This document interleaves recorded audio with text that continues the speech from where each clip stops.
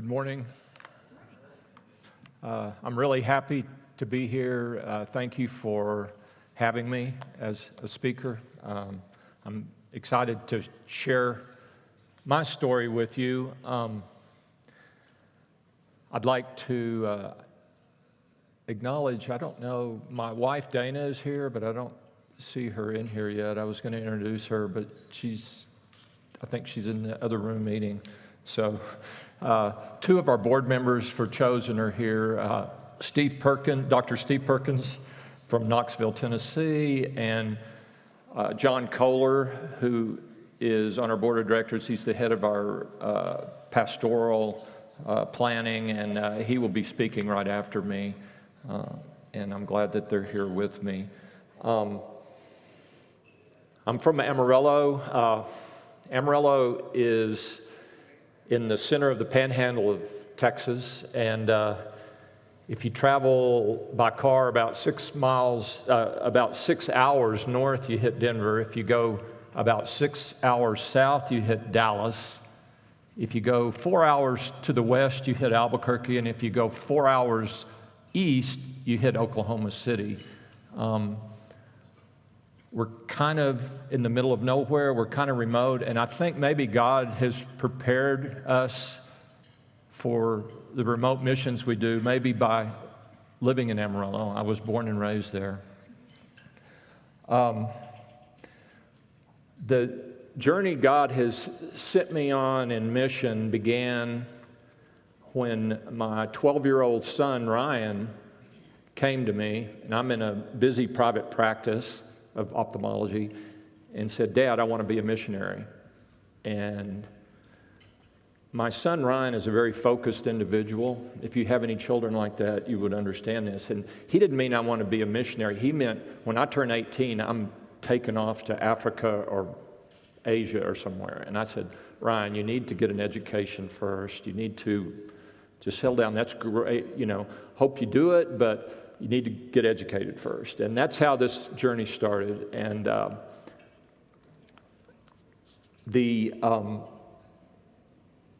in 2009, after Ryan had finished his residency and fellowship in retina, we took our first mission trip together. Ryan had been waiting a long time for this. And we ended up in Montemorales, Mexico.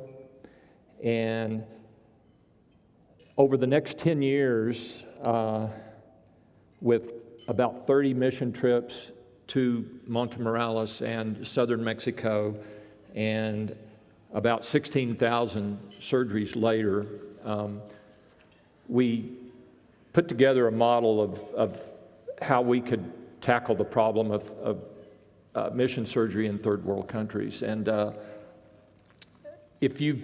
most of y'all have been in mission, you know exactly what I'm saying. It's a twisty road, and you're always hitting obstacles that you just say, "Okay, what next?" We can't get our equipment in to Congo. It's been sitting in customs for 9 months. What do we do? You hit that, and I think you will relate with me on this, that this is a God thing. God puts those obstacles out, and it's a twisty road. And you know what? We're going down the road the way we see it. God puts up the obstacle to take us down a different road that's better.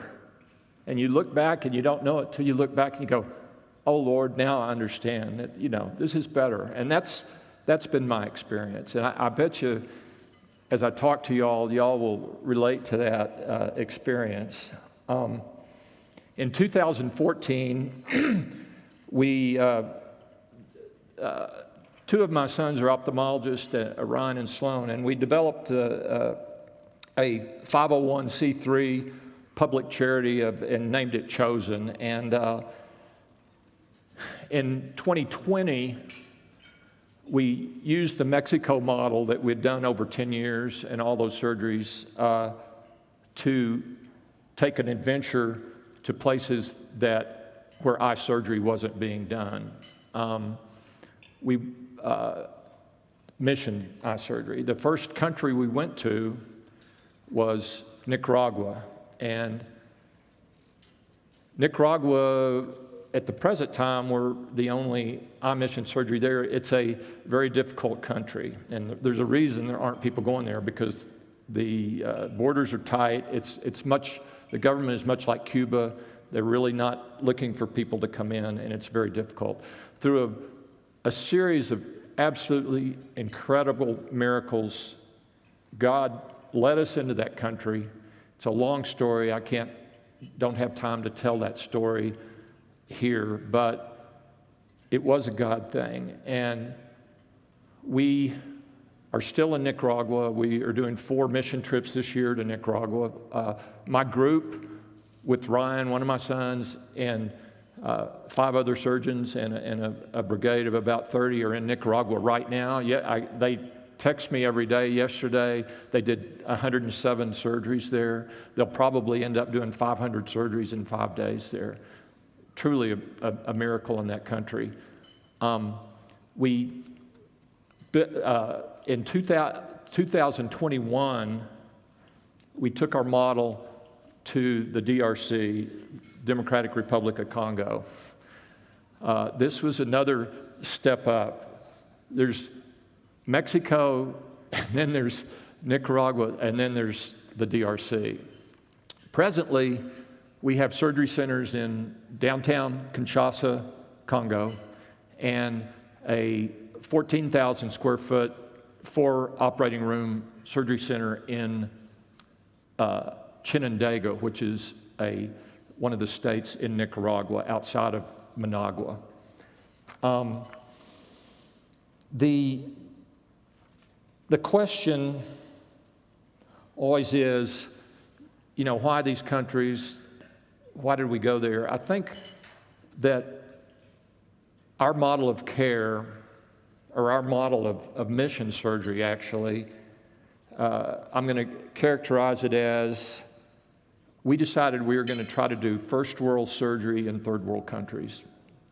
We decided that every surgery we did would be totally free to the poor, and that we wanted to try to reach the poorest of the poor in the countries where eye surgery wasn't happening.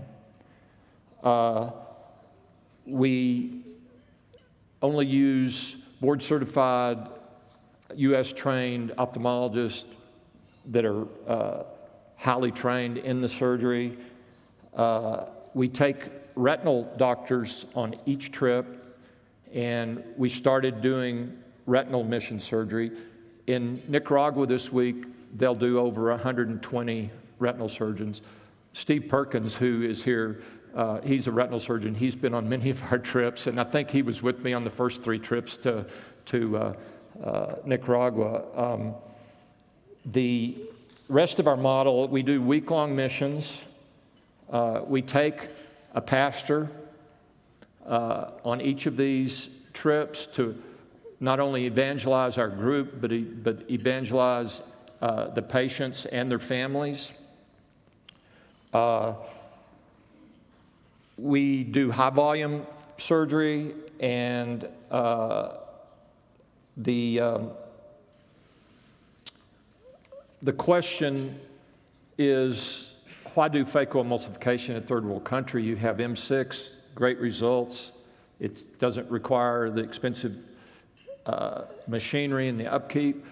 Good arguments. What we have found in our model is, if you have a surgeon evaluating the patients and screening them, that about 75% of the third world country, and this is Mexico, Nicaragua, and Congo, can be done safely and well with phacoemulsification. About 25% need M6. So on a typical surgical mission, we will have 1 M6 surgeon, 3 phaco surgeons, and 1 retinal surgeon. And that's, I think, what we have in Nicaragua right today. We found that's a good mixture. The retina doctors will be doing a lot of retinal surgery. They also are there in case there's complications with the cataract surgery. We like to leave no complications behind. We also, God has blessed us with missionaries that we have, so we have boots on the ground in Mexico, Nicaragua, and Congo. And to share those stories of how God brought that all about is not something I can spend time here, but it is truly a miracle. That's all I can say. It's a miracle from God that all came together. So I think the challenges that we have in front of us, we all see that, is that, number one, the country. Every country has its own individual problems. In Nicaragua, it's a dictatorship. You can't do any. It's so regulated. You can't do anything in that country without the government's permission, and they are on you. You have to watch social media. You can't speak. You have to. It's our 3-year journey in building our surgery center. We thought it would never be approved, and we didn't. We thought at the end of the day, we had this beautiful surgery center, and I'll go through these slides here.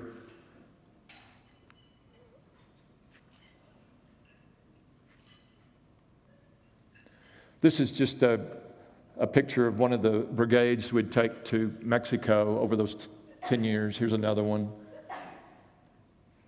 This is our surgery center in Chinandega.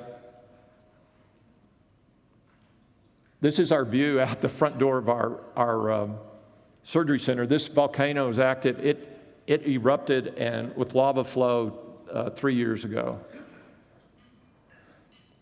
Here's some of the group. The fellow on the right front and his wife are our 2 missionaries. He's a board-certified retinal surgeon, and she's a Nicaraguan citizen that has an internal medicine degree from Vanderbilt in the United States. That's my son Ryan's on the far right.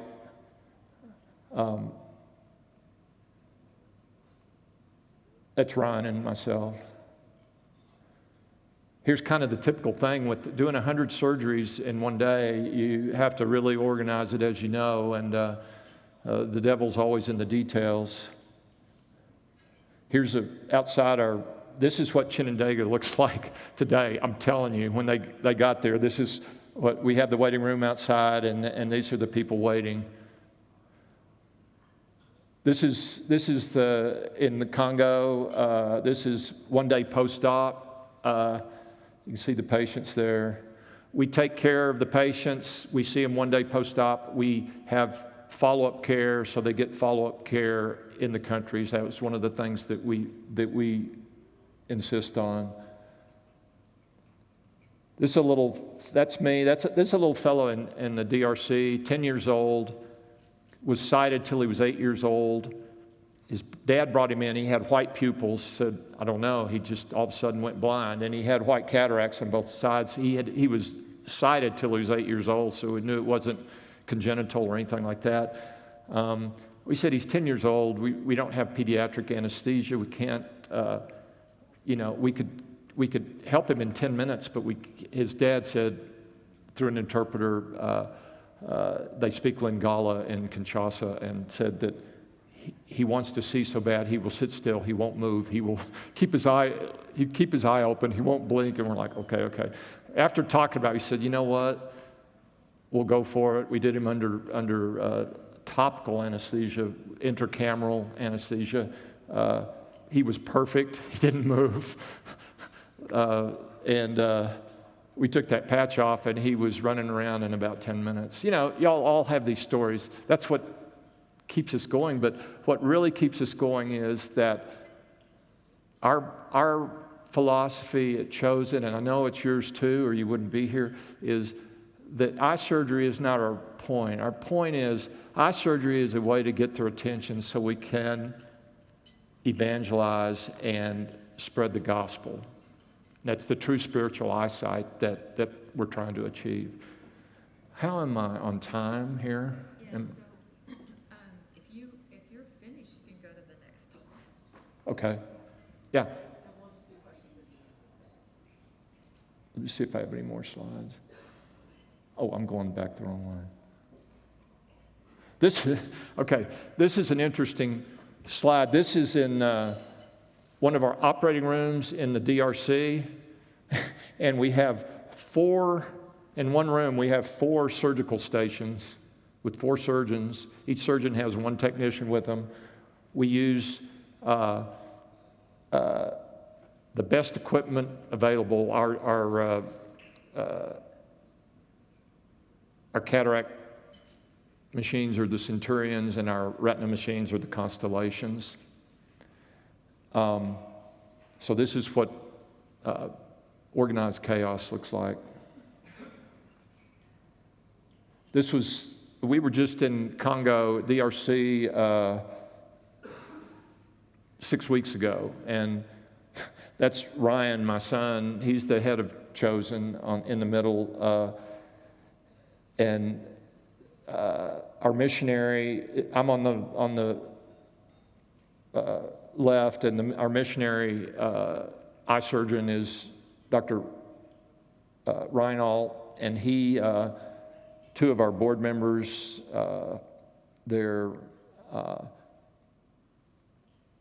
and I think we did 437 surgeries. I think that's what that says. I think over 100 of them were retinal surgeries, and in our last trip, which was a week-long trip there.